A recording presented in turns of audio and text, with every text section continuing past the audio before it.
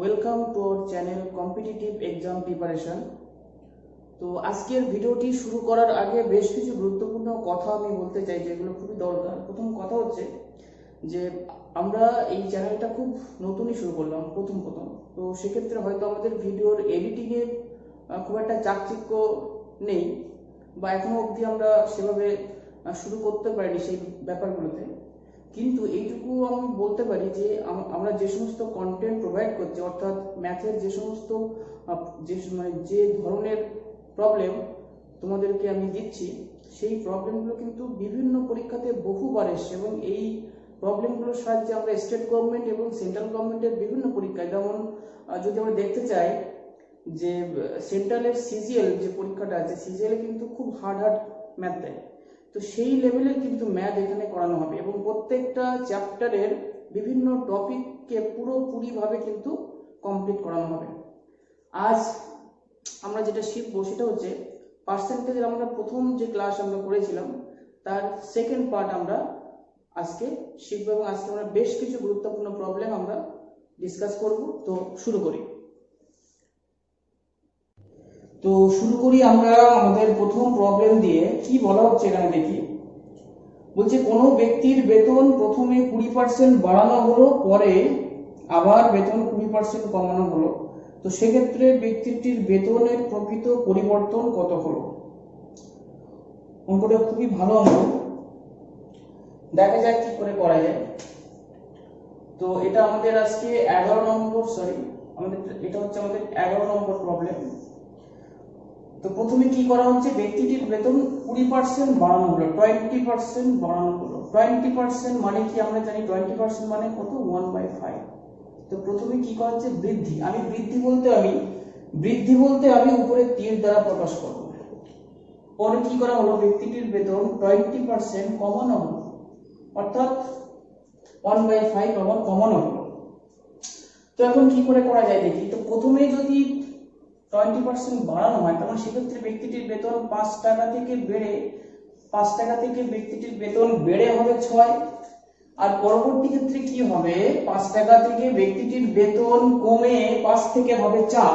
অর্থাৎ আমি এখানে লেখার চেষ্টা করছি, ব্যক্তিটির বেতন প্রথমে 5 থেকে হবে 6, 20% 5 থেকে 20% বেড়ে 6 টাকা হলো, পরে 5 থেকে 20% কমে হলো 4 টাকা। তার মানে ফাইনাল পরিবর্তন যদি আমরা জানার চেষ্টা করি, তার মানে এদেরকে আমি গুণ করে দেব। তো কি হবে, 5 5 25, 25 টা হচ্ছে 4 6 24। অর্থাৎ ব্যক্তিটির বেতন প্রথমে ছিল 25 টাকা, পরপর দুবার পরিবর্তনের পর ব্যক্তিটির এখন বেতন হলো কত, 24 টাকা। তার মানে ব্যক্তিটির বেতন 1 টাকা কমলো। ব্যক্তিটির বেতন কমলো 1 টাকা। এখন এই 1 টাকা কত টাকাতে কমলো, 1 টাকা নিশ্চয়ই 25 টাকাতে কমলো। আগে যেটা ছিল 25 থেকে কমে 24 হলো, তার মানে 1 টাকা কমলো 25 টাকা। এখন 1/25 মানে আমরা কত জানি, আমরা জানি 4%। কি করে করি এটা, 25 ইনটু 100/100, 25 4 25 সব 4/100 মানে কিন্তু 4%। তার মানে প্রথমে 20% বাড়িয়ে পরে 20% কমিয়ে ব্যক্তিটির বেতন কি পেলাম আমরা, 4% কি হবে, আলটিমেট ফাইনাল রেজাল্ট যেটা পাবো সেটা হচ্ছে কি 4% ব্যক্তিটির বেতন কমবে। এখন এই অঙ্কটা আমরা মুখে করতে পারি, এত কিছু করার আমাদের দরকার নেই, আমরা খুব শর্টে কিন্তু আমরা এই অঙ্কটা করতে পারি। তো দেখি আমরা যে আগের অঙ্কটা আরো কত সহজে আমরা করতে পারি। তো আমি দেখছি যেটা আমরা এখানে করলাম, প্রথমে 20% বাড়ানো হলো, তারপর আবার 20% কমানো হলো। আমরা একটু কি দেখলাম, ফাইনাল রেজাল্ট যেটা পেলাম আমরা সেটা হচ্ছে 4% কম। সেটা কি হবে, সেটা হচ্ছে 4% কম। এখানে এটা কিন্তু মাথায় রাখতে হবে যে প্রথমে বাড়ানো বা পরে কমানো, কিংবা প্রথমে 20% কমিয়ে দিলাম বা পরে 20% বাড়িয়ে দিলাম, সব ক্ষেত্রেই কিন্তু আমার কমবে, সব ক্ষেত্রেই কমবে। যেমন এখানে আগে কমানো পরে বাড়ানো, অবশ্যই কমবে। একটু আগে দেখলাম প্রথমে বাড়ানো পরে কমানো, সেক্ষেত্রেও কমবে। এক্ষেত্রেও আমাদের বেতন কমবে, ফাইনাল বেতন সবসময় কিন্তু কমতে থাকবে। এখন এই চারটা আমরা আর কিভাবে পেতে পারি, দেখো এই 2 আর 2 গুণ করে কিন্তু কত হয়, 4 হয়, 2 আর 2 গুণ করলে 4 হয়। ঠিক এক্ষেত্রেও তাই, 2 আর 2 গুণ করলে কত হবে, অর্থাৎ 4% কমবে। একই রকম ভাবে এক্ষেত্রে কি 3 থেকে 9, অর্থাৎ 9% কমবে। এক্ষেত্রে 1 একে 1, 1% কমবে, 4 4 16, 16% কিন্তু 16% কিন্তু কমতে থাকবে। অর্থাৎ আমরা খুব দ্রুত, অর্থাৎ একই ডিজিট সম ডিজিট বাড়ছে, সম ডিজিট কমছে, সেক্ষেত্রে কিন্তু আমরা এইভাবে কিন্তু খুব দ্রুত আমরা ফাইনাল যে পরিবর্তন সেটাকে কিন্তু শতকরায় খুব সহজেই বের করতে পারি। তো শুরু করি এই সংক্রান্ত আমরা আরেকটা প্রবলেমের দিকে যাই আমরা। তো দেখি আমাদের 12 নম্বর প্রবলেমে কি বলা হচ্ছে। 12 নম্বর প্রবলেমে বলা হচ্ছে 75 টাকা মূল্যের কোনো দ্রব্যের প্রথমে দাম 20% বাড়ানো হলো, পরে আবার 20% কমানো হলো, তাহলে সেক্ষেত্রে দ্রব্যটির মূল্য কত হবে? সেক্ষেত্রে দ্রব্যটির মূল্য কত হবে? তো আমরা জানি কি যে 20% প্রথমে বাড়িয়ে এবং পরে 20% কমালে ফাইনাল পরিবর্তন কত হবে? ফাইনাল পরিবর্তন হবে কত? 4%।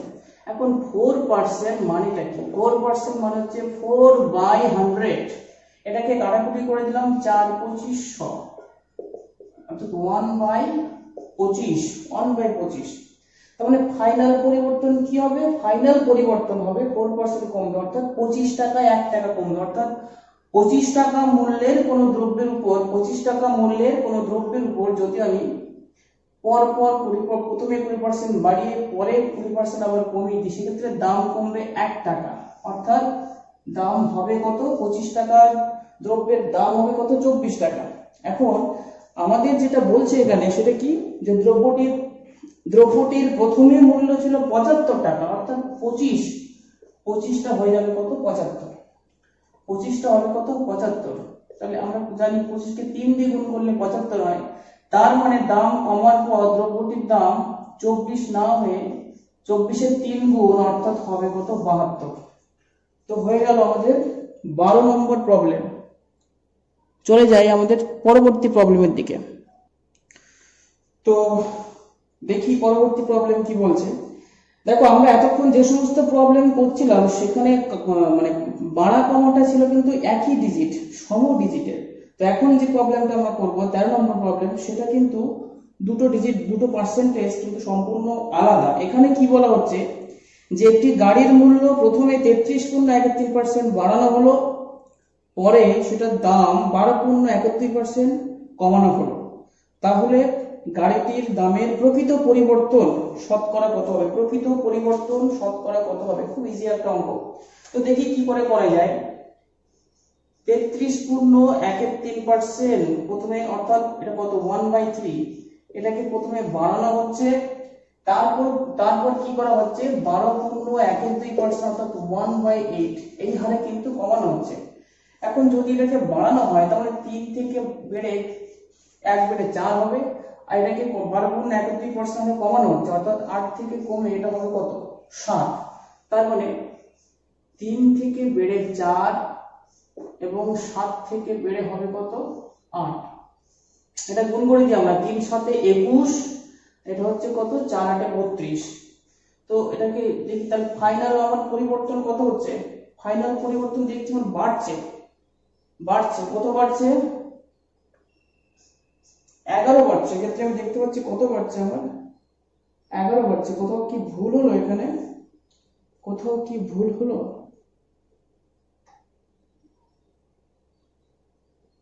ও হ্যাঁ, এখানে ছোট্ট একটা ভুল হয়েছে। এটা তো 8 থেকে 7, ছোট্ট একটি ভুল, 8 থেকে 7 হবে।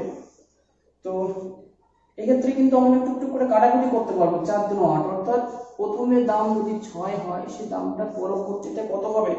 7 হবে। সে দামটা, সেই প্রথমে দাম যদি 6 থাকে তাহলে দুবার এইভাবে পরিবর্তনের পর গাড়িটির দাম হবে 7 টাকা। তাহলে আমি দেখতে পাচ্ছি আমার এখানে দামটি বাড়ছে। কত বাড়ছে? 1 টাকা বাড়ছে। তাহলে 1 বাড়ছে। কততে 1 বাড়ছে? 6 এ 1 বাড়ছে, 1/6। 1/6 মানে আমরা জানি 16.2 এর 3%। 16.2 এর 3%। এবং এই সমস্ত জিনিসগুলো কিভাবে হচ্ছে সেটা কিন্তু আমরা পার্সেন্টেজের প্রথম ক্লাসে কিন্তু খুব ভালোভাবেই শিখে এসেছি। তো এই সমস্ত বাড়া কমার উপরে যতগুলো প্রবলেম হয় সবই কিন্তু হলো। তো আমরা পরবর্তী টাইপে আমরা যাব। তো শুরু করি আমাদের পরবর্তী টাইপ, অর্থাৎ 14 নম্বর প্রবলেম। তো শুরু করি আমাদের 14 নম্বর প্রবলেম, পাস ফেল, পরীক্ষায় পাস ফেল সংক্রান্ত অঙ্ক। এগুলো কিন্তু মানে চাকরির পরীক্ষাতে খুবই দিয়ে থাকে এবং মনে আছে ছোটবেলায় কিন্তু এই অঙ্কগুলো করতে খুব সমস্যা হতো। তো দেখি আমরা প্রথম অঙ্ক শুরু করি, দেখি কি বলছে। বলছে কোনো পরীক্ষায় পাস করতে হলে 40% নম্বর পেতে হবে, অর্থাৎ 5 নম্বরটাই কিন্তু এখানে 40%। বেশ, একজন পরীক্ষার্থী সে 175 নম্বর পেয়েছে, 175 নম্বর পেয়েছে। কত পেয়েছে? 175 নম্বর, 175। তো 175 নম্বর পেয়ে সে ফেল করেছে, 175 নম্বর পেয়ে সে 25 নম্বরের জন্য ফেল করেছে। তার মানে সে যদি এই 25 নম্বর, অর্থাৎ সে যদি মোট 200 নম্বর পেত, তার মানে সে পাস করতো। কোন পরীক্ষার্থী যদি 175 নম্বর পেয়ে 25 নম্বরের জন্য যদি সে ফেল করে, তার মানে সে যদি এই 25টাও পেয়ে, অর্থাৎ টোটাল যদি সে 200 নম্বর পেত, তার মানে সে পাস করতো। তার মানে এই 200 নম্বর এটাই হচ্ছে আমাদের 5 নম্বর, এই 200 নম্বর এটাই হচ্ছে আমাদের 5 নম্বর। কিন্তু এখানে কত বলছে 5 নম্বর? এখানে বলা হচ্ছে যে 40%, তার মানে 40% আর 200 দুটো ইকুয়াল হবে, 40% আর 200 দুটো ইকুয়াল হবে। কারণ আমাদের জানতে চেয়েছে এখানে যে পরীক্ষায় মোট নম্বর কত ছিল। এখন পরীক্ষায় মোট নম্বর যেটা, সবসময় আমরা পরীক্ষার মোট নম্বরটাকে ধরবো কত? 100%। পরীক্ষার মোট নম্বরটাকে আমরা কি ধরবো? শতকরায়। সবসময় মনে রাখবে, শতকরায় সম্পূর্ণ অংশ বা পুরো ব্যাপারটা বলতে আমরা কিন্তু বুঝবো 100%। শুধু পাস ফেলের ব্যাপারে অঙ্ক না, সবসময় মোট বলতে আমরা বুঝবো শতকরার ক্ষেত্রে 100%। এখন 40% ইকুয়াল টু 200। এখন এখান থেকে 100% কি করে বের করবো? 100% আমি কি করবো? এটাকে 4 দিয়ে ভাগ করি, এটাকে 4 দিয়ে ভাগ করলে 4 10 কে 40। তো এটাকে 4 দিয়ে ভাগ করলে কত হবে? 50। খুব ইজি হলো, 4 10 কে 40, 4 50 200। তো এবার 100% করতে খুব সুবিধা, আমরা 10 দিয়ে গুণ করব। 10 দিয়ে গুণ করলে আমাদের বাম দিকে চলে আসবে 100% আর এদিকে হবে কত? 500। তার মানে পরীক্ষায় মোট নম্বর ছিল 500 এবং 5 নম্বর ছিল পরীক্ষায় 200। খুব খুব ভালো একটি অঙ্ক। চলে যাই আমরা পরবর্তী অঙ্কে। শুরু করি আমাদের পরবর্তী প্রবলেম। এটাও খুব ভালো অঙ্ক। কি বলছে? বলছে একজন পরীক্ষার্থী 30 নম্বর পেয়ে 5 নম্বরের জন্য ফেল করেছে। এইটুকুই এনাফ। একজন পরীক্ষার্থী কি করেছে? সে 30% নম্বর পেয়েছে। একজন পরীক্ষার্থী 30% নম্বর পেয়ে 5 নম্বরের জন্য ফেল করেছে। তার মানে তাকে যদি আমি আরো 5 নম্বর দিতাম, তাহলে সে পাস করতো। অর্থাৎ এটাই হচ্ছে 5 নম্বর। খুব সিম্পল। 30% পেয়ে যদি কেউ 5 নম্বরের জন্য ফেল করে, তার মানে তাকে যদি আমি আরো 5 নম্বর দিই, তাহলে যেটা পাবো সেটা হচ্ছে আমাদের 5 নম্বর। অপর একজন প্রার্থী সে কি করেছে? সে পেয়েছে 40% নম্বর। সে 40% নম্বর পেয়েছে। নম্বর পেয়ে সে কি করেছে? সে 5 নম্বরের থেকে 10 বেশি পেয়েছে। সে 5 নম্বরের থেকে 10 বেশি পেয়েছে। এখন যদি আমি তার নম্বর থেকে 10 নম্বর বাদ দিয়ে দিই, তার নম্বর থেকে, তার প্রাপ্য নম্বর হচ্ছে 40%। এখন তার প্রাপ্য 40% নম্বরটা কি 5 নম্বর অপেক্ষা 10 বেশি। তার মানে তার প্রাপ্য 40% থেকে যদি আমি 10 বাদ দিয়ে দিই, তাহলে যেটা পাবো সেটাও 5 নম্বর। এখন এটাও 5 নম্বর, এটাও 5 নম্বর। তার মানে দুটো আমার ইকুয়াল হয়ে গেল। এক্ষেত্রে দুটো ইকুয়াল হয়ে গেল। যদি আমরা এখানে সিম্পলিফাই করি, আমি এই 30%টাকে ওদিকে নিয়ে গেলে এটা বিয়োগ হয়ে যাবে। 40 থেকে 30 বাদ দিলে 10% চলে আসবে এদিকে, আর -10টা এদিকে আসলে কত হবে? 5 এর সঙ্গে অ্যাড হয়ে সেটা হবে কত? 15। তাহলে 10% ইজ ইকুয়াল টু কত পেলাম? 15। তাহলে এখান থেকে যদি আমি 100% বের করতে চাই, তো দুদিকে 10 দিয়ে গুণ করে দিলাম, ব্যাস হয়ে গেল 100%। অর্থাৎ এটা হলো আমার পরীক্ষার মোট নম্বর। এটা হচ্ছে কি? আমার পরীক্ষার মোট নম্বর। তো এখানে আরেকটা প্রশ্ন জানতে চেয়েছে, সেটা হচ্ছে 5 নম্বর কত। এখন 5 নম্বর আমাদের এটাও 5 নম্বর, আমাদের এটাও 5 নম্বর। যে কোনো একটাতেই যদি আমরা কাজ করি তো আমরা কিন্তু 5 নম্বর পেয়ে যাব। তো দেখি কি করে করা যায়। আমি এটা দিয়ে কাজ করছি, 5 নম্বর বের করব। 5 নম্বর বলছে 30%, মোট নম্বরে 30%, মোট নম্বর কত দেখলাম 150 ইনটু 30% মানে 30/100 প্লাস 5, 45 প্লাস 5 মানে কত 50, তার মানে 50 যেটা সেটাই হবে কিন্তু 5 নম্বর, এবং পরীক্ষার মোট নম্বর হচ্ছে 150। চলে যাই আমাদের এই সংক্রান্ত আরো বেশ কিছু অঙ্ক। শুরু করি আমরা 16 নম্বর প্রবলেম। মানে এই সমস্ত প্রবলেম কিন্তু খুব দেয় আমাদের বিভিন্ন টেট পরীক্ষায়, সে এসএসসি টেট হতে পারে বা প্রাইমারি টেট বা স্টাফ সিলেকশন কমিশনে কিন্তু খুবই দেয় এই প্রশ্নগুলো। দেখি কি বলা হচ্ছে। কোনো একটি পরীক্ষায় 52% ছাত্রছাত্রী ইংরেজিতে, 42% অঙ্কে এবং 17% উভয় বিষয়ে ফেল করেছে, তাহলে কত পার্সেন্ট বা কত ছাত্রছাত্রী উভয় বিষয়ে পাস করেছে? খুব ভালো অঙ্ক। দেখি কি বলছে এখানে। আচ্ছা, ইংলিশে ফেল করেছে কত পার্সেন্ট? 52%। অঙ্কে ফেল করেছে 42%, আর উভয় বিষয়ে ফেল করেছে 17%। তাহলে পুরোটাই কিন্তু ফেল। তো এখানে একটা কথা বলে রাখা ভালো, এই সমস্ত অঙ্ক যখন আমরা করব তখন যেন এই তিনটে জিনিস যদি একই থাকে তখন কিন্তু ঠিক আছে, তখন আমরা কাজ করতে পারবো। অর্থাৎ এটাও ফেল, উভয় বিষয় সেটাও ফেল। এই তিনটে যদি ফেল থাকে কিংবা তিনটেই পাস থাকে তখন কিন্তু আমরা খুব সহজেই অঙ্ক করতে পারবো। অন্যথায় কিন্তু আমাদের যদি দেওয়া থাকে হয়তো কোনো একটা ফেল দেওয়া থাকলো কিংবা কোনো একটা পাস দেওয়া থাকলো, সেক্ষেত্রে কি করব, পুরো অঙ্কটাকে আমরা পুরোটাকে হয় ফেল করব, নাহলে পুরোটাকে কিন্তু আমরা পাস করবো, নাহলে কিন্তু এই সমস্ত প্রবলেম সলভ করা খুব টাফ। তো শুরু করে দেখি কি করে করা যায় অঙ্কটা। তো এখন আমরা কি করব, দেখো আমরা কি করব, টোটাল ফেল কতটা দেখি। টোটাল ফেল কি করে বের করব? এখানে একটা জিনিস মনে রাখতে হবে যে এই যে ইংলিশে আছে 50% ফেল, তার মানে এর মধ্যে কিন্তু এই 17% স্টুডেন্ট এরা কিন্তু এখানেও আছে, আবার এরা এখানেও আছে, কারণ এরা কিন্তু উভয় বিষয়ে ফেল করেছে। তাই এদের যে লিস্ট তার মধ্যে এরা আছে। তার মানে শুধু ইংলিশ এবং অঙ্কে যদি ফেল দেখতে চাই আমি, সেক্ষেত্রে কি করব, এদের থেকে আমাকে এটা বাদ দিতে হবে। অর্থাৎ 52 প্লাস 42 মাইনাস 17 এত পার্সেন্ট, এবং এটা করে যেটা আমরা পাবো সেটা হচ্ছে 77%। সেটা হচ্ছে কত?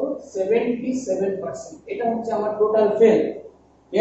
আমার টোটাল ফেল কত হলো? 77%। তার মানে মোট পাস কত হবে? 100 মাইনাস 77%, অর্থাৎ 23% কিন্তু আমার এখানে মোট পাস হবে। খুব ভালো একটি অঙ্ক আমরা শিখলাম। আমি আরেকবার বলি, এখানে কিন্তু এই জায়গাটায় সবগুলো ফেল হলে তবেই আমরা অঙ্কটা করতে পারবো, এবং সবগুলো পাস হলে তবেই আমি অঙ্কটা করতে পারবো।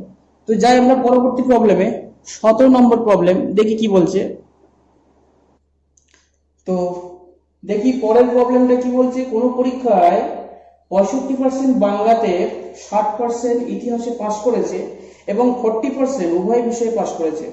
তো যদি 90 জন উভয় বিষয়ে ফেল করে তবে মোট পরীক্ষার্থী কত?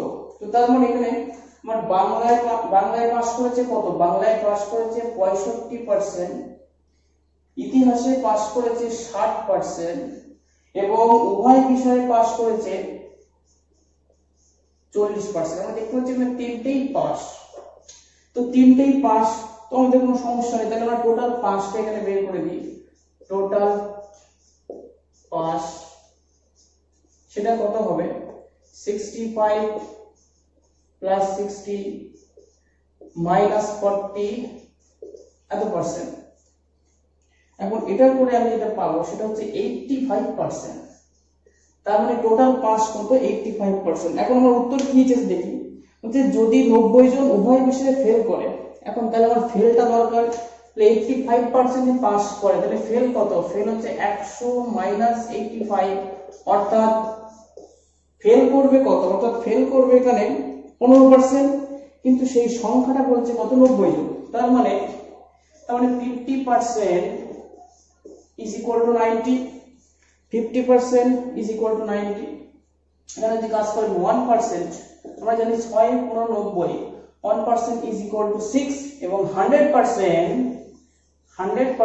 Is equal to 600। তার মানে আমার মোট পরীক্ষার্থী কিন্তু এক্ষেত্রে হবে কত? 600 জন। খুব ভালো অঙ্ক।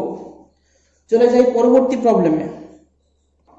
তো চলে আসি আমরা আমাদের 18 নম্বর প্রবলেম। এখানে কি বলা হচ্ছে, বলছি কি কোন পরীক্ষায় 60% ইংরেজিতে পাস করেছে, আচ্ছা 70% পাস করেছে ইতিহাসে, কিন্তু উভয় বিষয়ে ফেল করেছে 20%। উভয় বিষয়ে ফেল করেছে 20%। এখন যদি উভয় বিষয়ে 400 জন পাস করে তাহলে মোট পরীক্ষার্থী কত? এই অঙ্কটা কিন্তু এটার থেকে একটু আলাদা। এখানে কি বলা হচ্ছে, ইংলিশে পাস করছে 60%, ইতিহাসে পাস করছে 70%, কিন্তু এখানে কি দিচ্ছে, এখানে দিচ্ছে ফেল। এখানে উভয় বিষয়ে ফেল দিচ্ছে কত পার্সেন্ট? 20%। এখন এই পাস ফেল নিয়ে কিন্তু আমাদের কোনো কাজ হবে না। আমাদের কি করতে হবে, এই উভয় বিষয়ে আমাদের বের করতে হবে পাস কত। এবং উভয় বিষয়ে যদি 20% ফেল করে তাহলে 100 - 20 অর্থাৎ 80% অবশ্যই আমার উভয় বিষয়ে পাস করেছে। ব্যাস, আর কোনো প্রবলেম নেই। পাস। আমি এটাকে মুছে দিলাম। এবার আমাদের কিন্তু কাজ করতে সুবিধা হবে। তাহলে এখানে টোটাল পাস কি করে পাচ্ছি আমি? টোটাল পাস কি হবে? 60 + 70 - 80, এত পার্সেন্ট হবে কি আমার? এটা হবে কি টোটাল পাস। তো সেটা কত হচ্ছে? সেটা হচ্ছে 50%। এটা হচ্ছে টোটাল পাস। আচ্ছা, আমার প্রশ্নে বলা ছিল কি টোটাল পাস কত? 400 জন। তার মানে অবশ্যই 50% ইজ ইকুয়াল টু 400। এখন 100% অর্থাৎ একে 2 দিয়ে গুণ করে দাও। 100% ইজ ইকুয়াল টু 400 × 2 মানে 800 জন। এটা হয়ে যাবে আমাদের অ্যানসার। অর্থাৎ মোট পরীক্ষার্থী কিন্তু 800 জন।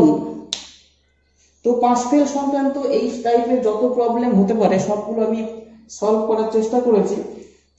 তো আমরা যাব পরবর্তী ছোট্ট একটি টাইপ, খুব গুরুত্বপূর্ণ টাইপ। শুরু করি আমাদের পরবর্তী প্রবলেম। তো দেখি অঙ্কটা কি বলছে, যে একজন ছাত্র একটি সংখ্যাকে 3/4 দিয়ে গুণ করার পরিবর্তে 4/3 দিয়ে গুণ করে। তো ছাত্রটি কত শতাংশ ভুল করেছে? এই অঙ্কটা স্টাফ সিলেকশন কমিশনে বহুবার দিয়েছে এই সমস্ত অঙ্ক বা টেটে। খুব ভালো একটা অঙ্ক। তো দেখি কি করে যায়। তো ওকে গুণ করতে বলা হয়েছিল 3 × 4 দিয়ে, কিন্তু সে ভুল করে গুণ করেছে কত? 4/3 দিয়ে সে গুণ করেছে। কোন একটি সংখ্যাকে একজন ছাত্রকে বলা হয়েছে যে তুমি এই সংখ্যাটিকে 3/4 দিয়ে গুণ করো, কিন্তু সে ভুল করে করেছে 4/3। এখন সংখ্যাটি কত? সংখ্যাটি তো আমরা জানি না, তো সংখ্যাটা আমরা ধরবো। এখন সংখ্যাটি এমন সংখ্যা ধরবো যেটা এই হর অর্থাৎ 4 এবং 3 দিয়ে পুরোপুরি কেটে যায়, সেটা হচ্ছে 12। আমি মনে করলাম যে স্টুডেন্টটিকে বলা হয়েছিল যে তুমি 12 দিয়ে 3/4 গুণ করো, কিন্তু সে ভুল করে কি করে? সে ভুল করে 12 দিয়ে 4/3 কে গুণ করে। তারপরে দেখি কাটাকুটি করে দেখি। তারপরে 9 16। তার মানে তার উত্তর হওয়ার কথা ছিল 9, কিন্তু সে ভুল করেছে বলে তার উত্তরটা হয়েছে কত? 16।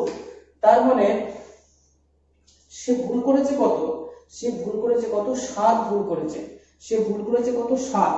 এখন এই 7 সে ভুল করেছে কত? 7 সে 9 এর মধ্যে ভুল করেছে। এখন এটাকে কি করতে হবে? শতকরায় প্রকাশ করতে হবে। তোমরা দেখবে এটা কত করে হয়। এটা এই পোরশনটা করে কত হয় তোমরা দেখে বলবো। ঠিক আছে, চলে যাই আমরা পরবর্তী প্রবলেমে। তো এটা করলে কত হবে? 700/9 বাই এই 100 টা আমরা পার্সেন্টেজ দেবে। তো এটা করলে কত হবে? 77/7 তার মানে তার ভুল হয়েছে কত? 77/7 কিন্তু তার ভুল হয়েছে। চলে যাই আমরা এই সংক্রান্ত ঠিক আরেকটি অঙ্কে। তো চলে আসি আমরা আজকের লাস্ট প্রবলেম। কি বলা হচ্ছে, একটি ছাত্র একটি সংখ্যাকে 2 এর 3 দ্বারা গুণ করার পরিবর্তে সে ভাগ করে বসে। 2 এর 3 দ্বারা গুণ করার পরিবর্তে সে ভাগ করে বসে। কোন একটি সংখ্যাকে সে কি করতে আমি মনে করলাম সংখ্যাটি x, এখন সে x কে কি করতে গেছিল, সে x এর সঙ্গে 2 এর 3 গুণ করতে গেছিল, মানে তাকে গুণ করতে বলা হয়েছিল, কিন্তু সে কি করে, সে 2 এর 3 দ্বারা ভাগ করে নেয়, সে 2 এর 3 দ্বারা ভাগ করে বসে। এখন তাহলে তার ভুল, শতকরা ভুল কত? এখন এই জায়গাটা আমরা একটু খেয়াল করি, x ভাগ 2 এর 3, তার মানে কিন্তু x ইনটু 3/2, অর্থাৎ আগের অঙ্কটারই একটা অন্য রূপ, আগের অঙ্কটারই অন্য রূপ। এখানে যদি আমরা খেয়াল করি 2 এর 3, 3 এর 2, অর্থাৎ ভাগ, আমরা যদি ভাগ থাকলে কি করব, আমরা গুণ দিয়ে সেটাকে তার অনুপাত দিয়ে গুণ করে দিই আমরা। তো এখানে ঠিক তাই করব, যে স্টুডেন্টটিকে এইটা x ইনটু 2 এর 3 করতে বলা হয়েছিল, কিন্তু সে ভুল করে এটা করে বসে। তো একই রকম ভাবে আমরা কিন্তু এখানে সংখ্যাটি কত ধরবো, সংখ্যাটি ধরলাম আমি 6, সংখ্যাটি ধরলাম কত, 6, অর্থাৎ 6 দিয়ে গুণ করার পরিবর্তে সে 3 এর 2 দিয়ে সে গুণ করে বসে। ঠিক কত হচ্ছে, 3 গুণ 6, তার মানে তার ভুল কত, তার ভুল হচ্ছে কত, 5। তাহলে স্টুডেন্টটি 5 ভুল হচ্ছে কতর মধ্যে, 5 ভুল হচ্ছে 4 এর মধ্যে। এটাকে শর্ট করে দিলাম, 4 25 100, মানে 125% কিন্তু তার ভুল হয়েছে। তো ওই স্টুডেন্টের ভুল হয়েছে কত শতাংশ, 125%। ঠিক আগের 19 নম্বর অঙ্কটারই একটা অন্য রূপ।